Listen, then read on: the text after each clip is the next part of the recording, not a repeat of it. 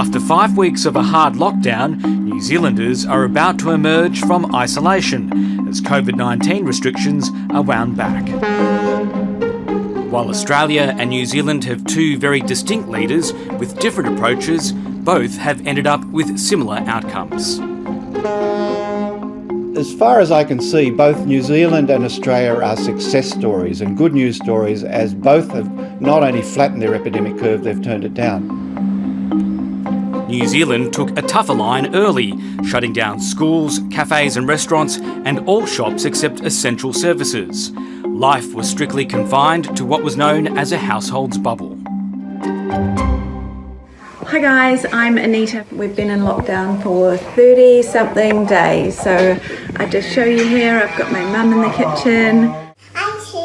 For Anita Affleck, that meant spending most of her time with her family at her parents' home in New Plymouth, about 360 kilometres from Auckland.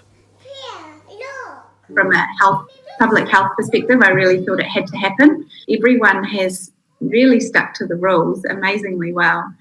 It kind of surprised me. The family is so healthy. Normally with 3 children, people would have coughs and colds and flus all the time. We've had nothing at all in 4 weeks. Once you start putting these sorts of arrangements in place, we should have the expectation that they will remain in place for at least 6 months. Both Australia and New Zealand announced their plans in the same week in late March. Australia deciding on a suppression strategy, while New Zealand aimed to wipe out the disease altogether. We believe that decisive action, going hard and going early, gave us the very best chance of stamping out the virus. It's an ambitious goal, according to Professor Peter Collignon, an infection control advisor to the Australian government. Elimination, while it'd be really nice, and gee, I hope I'm wrong, is not really very realistic. I think it's very unlikely we'll get rid of this virus without a safe and effective vaccine. Professor Tony Blakely, a New Zealander based in Melbourne, argues it's still achievable but will take many more weeks. I think it's going to require at least 3 or 4 weeks of no cases before you pronounce Elimination Day and celebrate. Professor Blakely says New Zealand acted decisively with a graded alert system. The New Zealand government very much has said, right, we're going to stage 4, this is what it looks like. Australia's not been quite so clear-cut and it certainly hasn't been clear about the elimination strategy or the suppression strategy that we're following, and has been a little bit more, let's get into a position, hold and reassess. Despite the two different approaches, both countries have flattened their curves.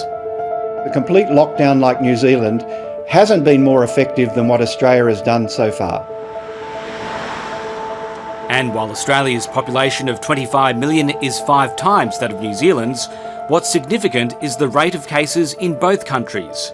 Currently, Australia is slightly ahead, with 26 cases per 100,000 people. In New Zealand, it's 30 cases per 100,000.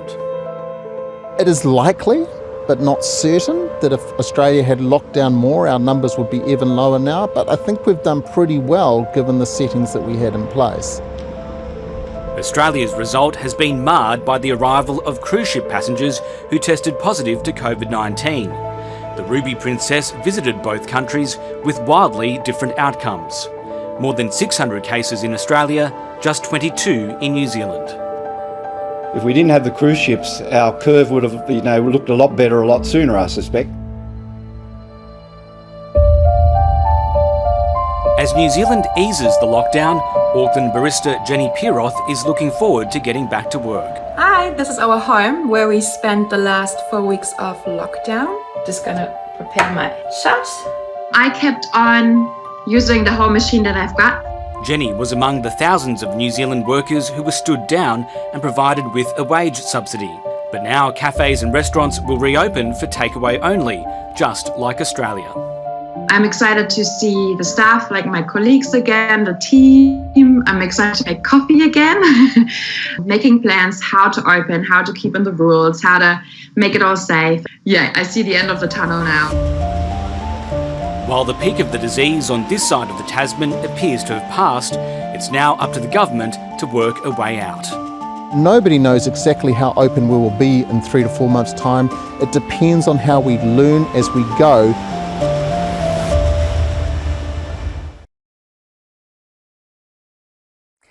Hi, I'm Lee Sales. Thanks for watching this story. If you'd like to watch more of 7:30's stories, they are on the left of your screen. And tap on the button below to subscribe and get the latest from ABC News.